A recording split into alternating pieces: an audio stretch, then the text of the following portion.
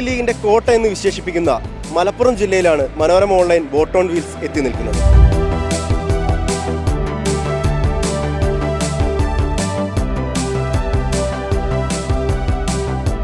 മുസ്ലിം ലീഗിലെ മുതിർന്ന നേതാവായ ഇ.ടി. മുഹമ്മദ് ബഷീറിനെയാണ് UDF സ്ഥാനാർത്ഥിയാക്കിയിരിക്കുന്നത്. യുവാക്കളുടെ പ്രതിനിധിയായി വി വസീഫിനെയാണ് LDF സ്ഥാനാർത്ഥിയാക്കിയിരിക്കുന്നത്. കോഴിക്കോട് യൂണിവേഴ്സിറ്റി മുൻ VC ആയിരുന്ന അബ്ദുൽ സലാമാണ് NDA സ്ഥാനാർത്ഥി.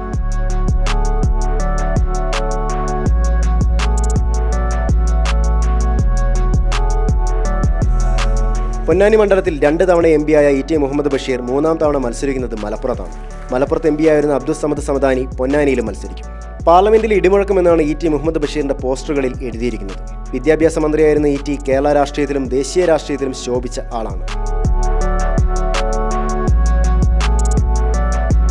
യുവത്വത്തിന്റെ മുഖമായാണ് വസീഫിനെ LDF സ്ഥാനാർത്ഥിയാക്കിയത്. മുസ്ലിം ലീഗിലെ സ്ഥിരം മുഖങ്ങൾക്ക് ബദലായാണ് ചുറുചുറുക്കുള്ള ചെറുപ്പക്കാരനായ വസീഫിനെ നിർത്തിയത്. കാലിക്കറ്റ് യൂണിവേഴ്സിറ്റി വൈസ് ചാൻസലറായ അബ്ദുൽ സലാമിനെ NDA സ്ഥാനാർത്ഥിയാക്കിയത് കേന്ദ്രം നേരിട്ടിടപെട്ടാണ്. മുസ്ലിം സമുദായത്തിന് വളരെ പ്രാധാന്യമുള്ള മണ്ഡലത്തിൽ യൂണിവേഴ്സിറ്റി വൈസ് ചാൻസലർ പദവി അലങ്കരിച്ച ഒരാളെ നിർത്തുന്നതിലൂടെ വലിയ രാഷ്ട്രീയ സന്ദേശമാണ് BJP നൽകുന്നത്.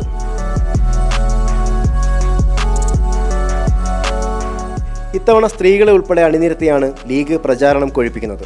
മലപ്പുറം മണ്ഡലത്തിൽ ഈസി വാക്ക് ഓവറാണ് ലീഗ് പ്രതീക്ഷിക്കുന്നത്.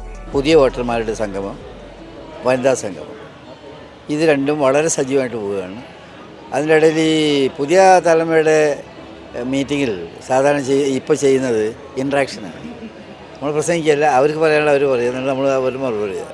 അപ്പോൾ അത് വളരെ സജീവമാണ്, കുട്ടികൾക്ക് അത് വളരെ ഇഷ്ടമാകുന്നത്. ഇത്രയും ഒരു ആവേശകരമായ ഒരു ഇത് കണ്ടിട്ടില്ല. ഇത്രയ്ക്ക് ഉഷാറായിട്ട് ആളുകൾ ചെയ്തുകൊണ്ടിരിക്കുന്നത്. CA പോലുള്ള വിഷയങ്ങൾ ഈ തിരഞ്ഞെടുപ്പിൽ മലപ്പുറത്ത് എങ്ങനെയായിരിക്കും ബാധിക്കും? ഗൗരവമായിട്ട് ബാധിക്കും. കാരണം എന്ന് വെച്ചാൽ ഈ ഗവൺമെൻറ് കൊണ്ടുവന്ന ആ നിയമം അന്ന് വലിയ ജനകീയ പ്രക്ഷോഭത്തിൻ്റെ പരമായിട്ട് മാറ്റിവെച്ചതാണ്. വിദ്യാർത്ഥികൾ, യുവജനങ്ങളടക്കം രംഗത്ത് വന്നു. ഈ കഴിഞ്ഞ പാർലമെൻറ്റിൽ ഇവരുടെ ഈ ധവളപത്രത്തിൻ്റെ ചർച്ച വഴി ഞാൻ പറഞ്ഞിരുന്നു, നിങ്ങൾ തീക്കൊള്ളി കൊണ്ട് തലയൊറിയുക, ഇനി നിങ്ങളിത് വീണ്ടും കൊണ്ടുവന്നാൽ അന്നുണ്ടായതിനേക്കാൾ ഇരട്ടി പ്രക്ഷോഭമുണ്ടാകും, രാജ്യത്ത് വലിയ തോതിലുള്ള ദൂരവ്യാപകമായ പ്രത്യാഘാതങ്ങൾ ഉണ്ടാകുമെന്ന് പറഞ്ഞിരുന്നു. BJPയുടെ ക്ലൈമാക്സിലേക്ക് അവർ കൊണ്ടുപോയി എല്ലാവിധ ദ്രോഹങ്ങളും തെരഞ്ഞെടുപ്പിന് എടുക്കാൻ പറ്റുന്ന എല്ലാ ട്രംപ് കാർഡും അവരെടുത്തു. ഇപ്പോൾ ആൻറ്റി ക്ലൈമാക്സിലേക്ക് പോവുകയാണ്. എൻ്റെ ഗ്രാഫ് താഴോട്ട് പോവുകയാണ്. ഇപ്പോൾ ഡൽഹി ഇതൊക്കെ നമ്മൾ കണ്ടു കാണും. വളരെ നന്നായിട്ട് വലിയ തോതിലുള്ള ജനക്കൂട്ടമായിരുന്നു സംഭവിച്ചത്. അങ്ങനെ നോക്കുന്ന സമയത്ത് അവർക്ക് തീർച്ചയായിട്ടും അവരുടെ ഗ്രാഫ് ഇടിഞ്ഞുകൊണ്ടിരിക്കുന്നു എന്നാണ് ദേശീയ തലത്തിൽ തന്നെയുള്ള വിലയിരുത്തലുകൾ നമ്മളെ മനസ്സിലാക്കി.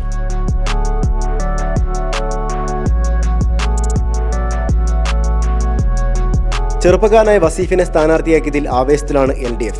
കാര്യങ്ങൾ വ്യക്തമായി പഠിച്ച് അവതരിപ്പിക്കുന്ന ചെറുപ്പക്കാരനാണ് വസീഫ്. സഖാവ് പിണറായി വിജയൻ, കേരളത്തിൻ്റെ മുഖ്യമന്ത്രി, വളരെ കൃത്യമായി തെരഞ്ഞെടുപ്പിൻ്റെ രാഷ്ട്രീയം പറഞ്ഞു. ജയിക്കാനുള്ള ഒരു പോരാട്ടമാണ്, അത് രാജ്യത്തിന് വേണ്ടിയിട്ടുള്ള പോരാട്ടമാണ്. രാജ്യത്ത് മതനിരപേക്ഷതയും ജനാധിപത്യവും ഭരണഘടനാ മൂല്യങ്ങളുമൊക്കെ വെല്ലുവിളിക്കുന്ന ഒരു സാഹചര്യമാണ് ഇന്നുള്ളത്. ആ സാഹചര്യത്തിൽ ഇടതുപക്ഷ രാഷ്ട്രീയത്തിന് വലിയ പ്രാധാന്യമുണ്ട് ഈ തെരഞ്ഞെടുപ്പിൽ. അതുകൊണ്ട് തന്നെ ഈ തെരഞ്ഞെടുപ്പിൽ ഞങ്ങളുടെ ബോധ്യം ഇടതുപക്ഷത്തിന് വലിയ ഒരു വിജയമുണ്ടാകും എന്ന് തന്നെയാണ്. ഏത് മണ്ഡലവും രാഷ്ട്രീയ സാഹചര്യത്തിനനുസരിച്ച് മാറും എന്ന് കേരളത്തിൽ തന്നെ നിരവധി അനുഭവങ്ങളുണ്ട്. ആ രാഷ്ട്രീയ സാഹചര്യം ഇന്ന് ഈ മണ്ഡലത്തിനകത്ത് ഇടതുപക്ഷ സ്ഥാനാർത്ഥി എന്നുള്ള നിലയ്ക്ക് എനിക്ക് അനുകൂലമാണ് എന്ന് തന്നെയാണ് എൻ്റെ ബോധ്യം. അതുതന്നെയാണ് ഈ നാട്ടിൽ നിന്ന് കിട്ടുന്ന എല്ലാ പ്രതികരണത്തിൽ നിന്നും നമ്മൾ മനസ്സിലാക്കുന്നത്. ഇപ്പോൾ ഈ മണ്ഡലത്തിൽ ഞങ്ങൾ ഉറച്ചു വിശ്വസിക്കുന്നത് എല്ലാ വിഭാഗം ജനങ്ങളും, അത് മുസ്ലിം ലീഗിന് കഴിഞ്ഞ കാലങ്ങളിൽ വോട്ട് ചെയ്തവരൊക്കെ ഉണ്ടാകും, അതിനകത്ത് കോൺഗ്രസ് പ്രവർത്തകരുണ്ടാകാം, മറ്റ് സാമുദായിക സംഘടനകളുടെ പ്രവർത്തകരൊക്കെ ഉണ്ടാകാം. അവരൊക്കെ ഒരു മാറ്റത്തിന് വേണ്ടി ആഗ്രഹിക്കുന്നുണ്ട് എന്ന് തന്നെയാണ് ഞങ്ങൾക്ക് ഈ നാട്ടിനകത്ത് ഈ തെരഞ്ഞെടുപ്പ് പ്രവർത്തനത്തിൻ്റെ ഭാഗമായിട്ട് ബോധ്യപ്പെടാൻ സാധിച്ചത്. അക്കാദമിഷ്യനായ അബ്ദുൽ സലാമിനെ സ്ഥാനാർത്ഥിയാക്കിയതിലൂടെ BJPയിൽ നിന്ന് അകലം പാലിക്കുന്ന മുസ്ലിം സമുദായത്തെ ചേർത്ത് പിടിക്കുന്നതിനാണ് BJP ശ്രമിക്കുന്നത്. കൺഫ്യൂഷൻ ക്രിയേറ്റ് ചെയ്യാൻ ഇടതും വലതും പാർട്ടികളുണ്ട്. CAയിൽ ഒന്നുമില്ല എന്നുള്ളത് ഇത് വായിച്ച് അറിഞ്ഞവർക്ക് എല്ലാം നന്നായിട്ട് അറിയാം. ഒരു മുസ്ലിമിനും ഒരു പോറലേക്കില്ല എന്നും അറിയാം. അത് മാത്രമല്ല, മുസ്ലിമിന് കൂടി അത് അത്യാവശ്യമാണെന്നുള്ളതാണ് വസ്തുത. ET വന്നപ്പോൾ എനിക്ക് തോന്നി, എനിക്ക് വിഷമം തോന്നി. കാര്യം എന്നെ ഇഷ്ടമുള്ള മനുഷ്യൻ, എന്നോട് ചേർന്ന് നിന്നിട്ടുള്ള മനുഷ്യൻ, എനിക്ക് സഹായം ചെയ്തിട്ടുള്ള മനുഷ്യൻ, എനിക്ക് ബഹുമാനം തോന്നിയിട്ടുള്ള മനുഷ്യൻ, അദ്ദേഹത്തിനെതിരെ വന്നതിൽ എനിക്ക് ദുഃഖം തോന്നിയിട്ടുണ്ട്. ഒന്ന്, പിന്നെ ET-യുമായിട്ട് ഞാൻ ബന്ധമുള്ള കാലത്ത് ഞാൻ അക്കാഡമിഷ്യനായിരുന്നു, അന്ന് പൊളിറ്റീഷ്യനല്ല. ഇന്ന് ഞാൻ പൊളിറ്റീഷ്യൻ കൂടെയാണ്. പൊളിറ്റീഷ്യൻ ആയപ്പോഴത്തേക്ക് എൻ്റെ പൊളിറ്റിക്കൽ പാർട്ടി പറയണത് എനിക്ക് ചെയ്യേണ്ടി വരും, അത് ചെയ്യുന്നു. LDFൻ്റെ കാൻഡിഡേറ്റിനെ പറ്റി ഞാൻ പറയണത് എന്തിനാ? അയാൾ നല്ല മനുഷ്യൻ, മിടുക്കൻ, ചുണക്കുട്ടൻ, അല്ല അയാളെപ്പറ്റി ഞാൻ മോശം പറയണത് എന്തിനാ? എങ്ങനെ ചെറുതായി കാണാൻ പറ്റും? ഒരു കാൻഡിഡേറ്റിനെയും കൗണ്ടർ കാൻഡിഡേറ്റിനെ എന്താ പറയുക ചെറുതായി കാണാൻ ഞാൻ തയ്യാറല്ല. Is A very capable boy. ഒരു കാര്യം തീർച്ച, എനിക്ക് കിട്ടുന്ന ഫോൺ കോളായാലും എന്നോട് കാണിക്കുന്ന സ്നേഹമായാലും മമതയായാലും ഒക്കെ വോട്ടായി മാറുന്നുണ്ട്, അല്ലെങ്കിൽ പോസിറ്റീവായിട്ട് മാറുന്നുണ്ട്. ഒരു സർവേ തന്നെ കണ്ട് 12% ആയെന്ന് കണ്ടു. 12, 13, 14 ആവും. അത് മുന്നോട്ടുമൊക്കെ പോവും. പോയി എവിടെയെങ്കിലും ഇടിച്ച് കയറുമെന്ന് ചോദിച്ചാൽ ചിലപ്പോൾ കയറും. ഇത് ലോക്സഭ ഇലക്ഷൻ, നിയമസഭയല്ല, തിരുവനന്തപുരത്തേക്കല്ല, ഡൽഹിയിലേക്കാണ്. ഇവിടെ നിന്ന് നിങ്ങൾ 20 പേരെയും പറഞ്ഞ് നിങ്ങൾ UDF LDF വിട്ട് കഴിഞ്ഞാൽ അവിടെ ചെന്ന് എവിടെ ഇരിക്കും? ഓപ്പോസിഷനിലേ ഇരിക്കത്തുള്ളൂ. വാക്കൗട്ട് നടത്തേലേ ഉള്ളൂ, അല്ലെങ്കിൽ ചീത്ത വിളിക്കലേ ഉള്ളൂ. ഇവിടെ എന്തെങ്കിലും ഡെവലപ്മെൻറ്റ് കാര്യമായിട്ട് യൂണിഫോം ഡെവലപ്മെൻ്റ് അല്ലാതെ പ്രതിപക്ഷത്തിരിക്കുന്ന MP, ചീത്ത വിളിക്കുന്ന MP, വാക്കൗട്ട് നടത്തുന്ന MP എന്ത് ഡെവലപ്മെൻറ്റാണ് കൊണ്ടുവരുന്നത്? മറിച്ച് ഒരു MP എങ്കിലും അല്ലെങ്കിൽ 20 MPയും അവിടെ ഭരണപക്ഷത്തിരിക്കുന്ന ഒരു കാലാവസ്ഥ നിങ്ങൾ ആലോചിച്ച് നോക്കൂ. Kerala will be developing fast, വളരെ ഫാസ്റ്റായിട്ട് ഡെവലപ്പ് ചെയ്യും.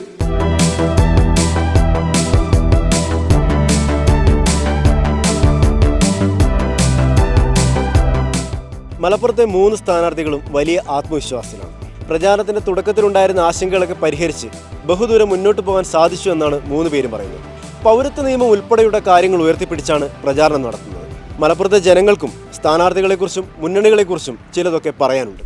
ഈ വർഷം ഇവിടെ നടക്കുന്ന തെരഞ്ഞെടുപ്പിൽ ബഷീർ സാഹിബ് മത്സരിക്കുന്ന ഈ തെരഞ്ഞെടുപ്പിൽ ഇവിടെ ഒരു ഏകപക്ഷീയമാണ്. UDFന് അനുകൂലമായ ഒരു വലിയ സാഹചര്യമാണ്.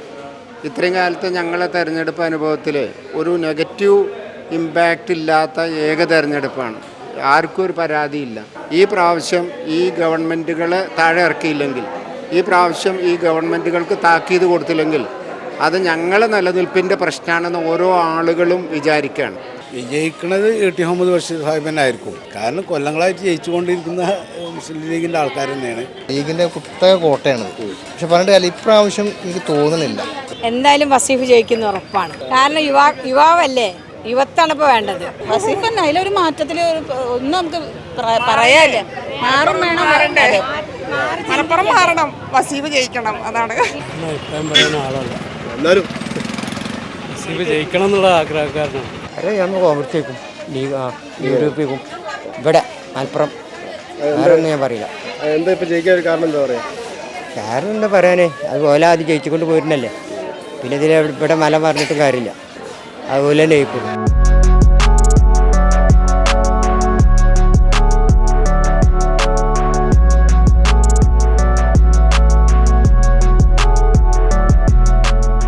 മുസ്ലിം ലീഗിനൊപ്പം നിൽക്കുന്ന മണ്ഡലമാണ് മലപ്പുറം. ET മുഹമ്മദ് ബഷീറിലൂടെ ഇത്തവണയും മണ്ഡലം നിലനിർത്താനാവുമെന്ന ഉറച്ച വിശ്വാസത്തിലാണ് ലീഗ്. എന്നാൽ ഒരു അട്ടിമറിയാണ് LDF പ്രതീക്ഷിക്കുന്നത്. വസീഫിന് ഒരു കറുത്ത കുതിരയായി മാറാൻ സാധിക്കുമെന്ന് ഉറച്ച വിശ്വാസത്തിലാണ് LDF ഇപ്പോൾ ഉള്ളത്. വോട്ട് വീതം വർദ്ധിപ്പിക്കുക എന്നുള്ളതാണ് NDAയുടെ ലക്ഷ്യമെന്ന് സ്ഥാനാർത്ഥി അബ്ദുൽ സലാം പറയുന്നു. UDF വിചാരിക്കുന്നത് പോലെ ഒരു ഈസി വാക്ക് ഓവർ നടക്കുമോ അതോ LDF അട്ടിമറി നടത്തുമോ എന്നുള്ളത് വരും ദിവസങ്ങളിൽ നമുക്ക് കാണാം.